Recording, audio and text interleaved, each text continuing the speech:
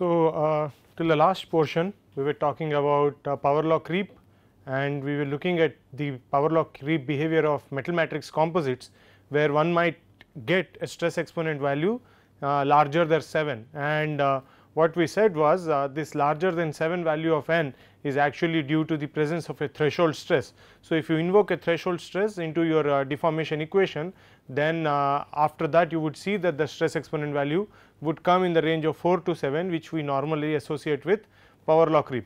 So, that was about metal matrix composites, and we also said how by using a simple back extrapolation technique it is possible to find out the magnitude of the threshold stress. And like I said, I am going to give you an example on how to determine the threshold stress for a material for a metal matrix composite. This is something that I will cover in the coming portion. Now, talking of stress exponent values greater than 7, typically when you see an n value greater than 7, then the mechanism of creep is, or the regime in which the creep deformation is happening, is known as power law breakdown. So, power law breakdown is the creep regime where you will see very high stress exponent values, and generally these are greater than 7. So, what has been observed in the power law breakdown regime, or basically the characteristic of the power law breakdown regime, is that the slope of the curve between strain rate and stress continues to increase with stress and is no longer constant with changes in stress at higher stress. So, basically what the statement means is, so if you have epsilon dot versus sigma in the power law creep regime, so you will have n is equal to 4 to 7, or let us say in this case let us take an example of n is equal to 5. So, here n is equal to 5, this value does not change irrespective of the increase in stress. So, you have stress increasing, but the slope continues to remain constant at n is equal to 5, but in power law breakdown regime when you have epsilon dot versus sigma, so what you have is you have something like that. So, the slope continues to change and with increase in stress. So, as the stress increases, if you see the slope is increasing as stress is increasing.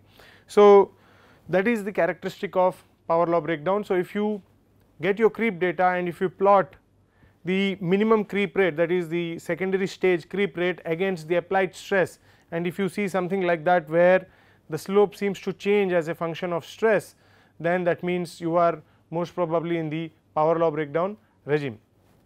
And in addition to n, so which is increasing, what people have also observed is within the power law breakdown regime, generally the activation energy of deformation is also observed to decrease with an increase in n. So, what it basically means is, as your n increases, there is a concomitant decrease in the activation energy of deformation. So, Q seems to decrease as n increases. Now, if you notice, we are saying n increases when stress increases. So, this also means that Q seems to decrease when stress, applied stress is higher, and that is the behavior of power law breakdown regime. So, the activation energy of deformation also seems to come down in the power law breakdown regime. Now, generally we look at activation energy of deformation as either equal to lattice self diffusion. So, you have Q is equal to QL, or which is basically the lattice diffusion activation energy, or you could have Q is equal to QGB, which is activation energy helped by the presence of the grain boundaries, which is grain boundary diffusion activation energy. In addition to that, we also talked about viscous glide creep mechanisms where the activation energy of diffusion was dependent on the solute diffusivity. So, we said Q is probably, or Q is equal to Qs, which depends upon how fast the solutes diffuse along with the dislocations. Now, in power law breakdown, while some people have noticed that the activation energy of deformation is close to that of lattice diffusion, but by and large people claim that the activation energy of diffusion in this material is in the range of Q is equal to Qp, where Qp is defined as the activation energy for pipe diffusion. So, this is what people have agreed upon. So, pipe diffusion, we will talk about this. So, people say that in the power law breakdown regime, the activation energy for deformation is equal to that of pipe diffusion. So, pipe diffusion, the mechanism of, so basically what happens is in pipe diffusion you have a short circuit diffusion of vacancies through the large number of dislocation cores generated by the high applied stress. So, you have short circuit diffusion of vacancies through a large number of dislocation cores. So, again coming back to the concept of a dislocation. So, you have an extra half plane of atoms. So, which means there is space available below the extra half plane of atoms. So, when you have space available, you can assume that the vacancies or atoms will find it easy to migrate through this vacant space. So, it is basically like a pipe, because you have a dislocation line and then there is a vacant space below it. So, as long as the dislocation line stretches, so you have a vacant space below that dislocation. So, what people are saying is that there is a short circuit of diffusion of vacancies. So, the vacancies find it easy to diffuse through a large number of dislocation cores, and the number of dislocations increase as you increase the applied stress. So, as you increase the applied stress, the density of dislocation increases. So, vacancies find easier paths for travelling through the dislocation core. That is why the activation energy is going to come down as the stress increases, and so Q is equal to QP, which is lower than that of QL. Now, Sherby and Burke. So, based on this observation, Sherby and Burke suggested that vacancy diffusion due to vacancy supersaturation at high applied stresses can be the rate controlling mechanism in power law breakdown regime. So, although in power law creep we generally talk of dislocation climb as the rate controlling mechanism, in power law breakdown regime one could say that vacancy supersaturation and vacancy diffusion due to vacancy supersaturation at high applied stresses can be the rate controlling mechanism.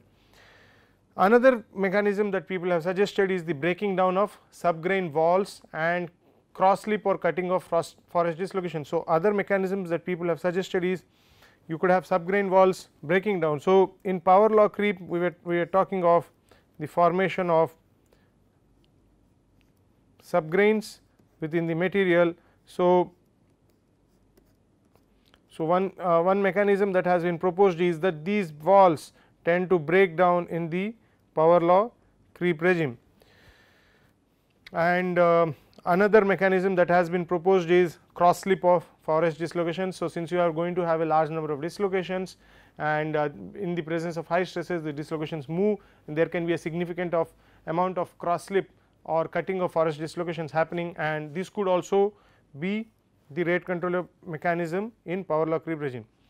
However, having said this, that people have said dislocation climb could be one of the rate controlling mechanisms. People said diffusion of vacancies through dislocation cores leading to Q is equal to QP could be the rate controlling mechanism, and in some other cases people have said the breaking down of subgrain walls and cross slip or cutting of forest dislocations is rate controlling mechanism. However, by and large you can say the mechanism of power law breakdown regime is poorly understood, and this is due to the relatively small number of studies that have been carried out in this creep regime. So, in a way still there is some amount of work that can be carried out to understand what exactly is the mechanism of deformation in the power law breakdown regime. Now, one thing that people have noticed is power law breakdown generally occurs at high stresses, something that I already mentioned. So, you go from epsilon dot, you have say n is equal to 5, and when you go to higher stresses you see something like that. So, basically the power law breakdown is a result of high applied stresses, and what people have noticed is if the stress is normalized with the elastic modulus, then typically power law breakdown is observed around sigma by E is equal to 10 to the power minus 3. In that range is where power law breakdown has been observed. In other cases people have said power law breakdown also corresponds to strain rates greater than 10 to the power minus 9 D. So, if D is the diffusivity, people have also noticed that if the creep deformation is proceeding at strain rates greater than 10 to the power minus D, then 10 to the power minus 9 D, then also one could say that power law breakdown creep regime could ensue. Now, in this high stress and high strain rate regime, in power law breakdown regime, the creep rates vary with stress through an exponential function.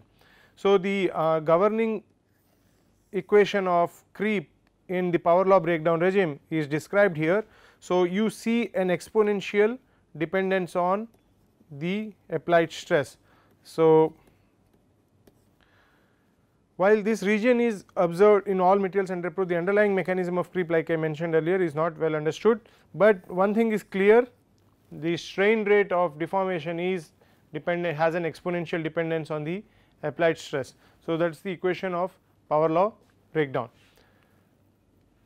Now, on account of the fact that you need high stresses for this deformation to happen, power law breakdown has also been suggested to be similar to that of deformation that a material experiences in a normal tension test. So, if you are carrying out a normal tension test, typically the strain rates of deformation are of the range of 10 to the power minus 4 or 10 to the power minus 3, and in power law breakdown similar range of strain rates are observed. So, people have come to conclude that power law breakdown could also be considered like that of a normal tension test. Now, on account of that, so since you are calling that power law breakdown could be like a normal tension test, then what also could be understood is that the type of microstructure that the material would develop after deforming in the power law breakdown regime should be similar to that of a material deforming in a regular tension test. So, the strain rates of deformation are similar. So, the microstructure that one would generate in a tension test following plastic deformation in a tension test, a similar type of microstructure is expected to form in a material that has deformed by creep in the power law breakdown regime. So, the kind of microstructure that people have observed is shown in this slide. So, this is a microstructure taken from sodium chloride single crystals which were deformed in the power law breakdown regime. So, what has been noticed by the researchers is that the samples showed a high amount of dislocations. So, the samples following the creep in PLB regime had a high dislocation density and dislocation cell structures. So, these are dislocation cell structures that could form during creep in the power law breakdown regime. So, that is the kind of microstructure. If you observe something like that after your creep test, then you can be kind of sure that that your material is certainly not in the power law creep regime, but it could be, it is most probably in the power law breakdown regime. So, that is what is happening. So, okay. So, that brings me to the end of the different types of mechanisms that people have observed during creep of material. So, we talked about these various mechanisms. We talked about n is equal to 1 as Newtonian viscous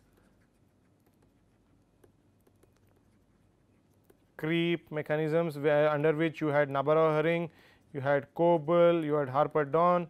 Then we talked about n is equal to 2, we said it is grain boundary sliding, where you could have offsets, the sliding of the grains leads to offsets in fiducial markers. Then you had n is equal to 3, we said it is viscous glide controlled creep, and then we said n is equal to 4 to 7, it is power law, where it could be either Vietman's model or it could be the Joget screw model, and then we said of n greater than 7, which is the power law breakdown regime. And what is interesting is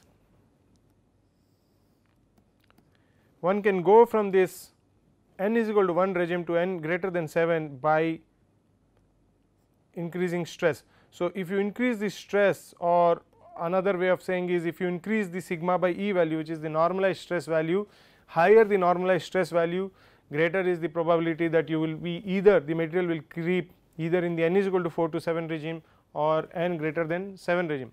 Of course, when we say a higher n sigma by E, we are also assuming that the grain, the microstructure is also favorable for that particular deformation mechanism to operate, because we know microstructure such as grain size also has a significant role to play in determining the rate controlling mechanism of deformation.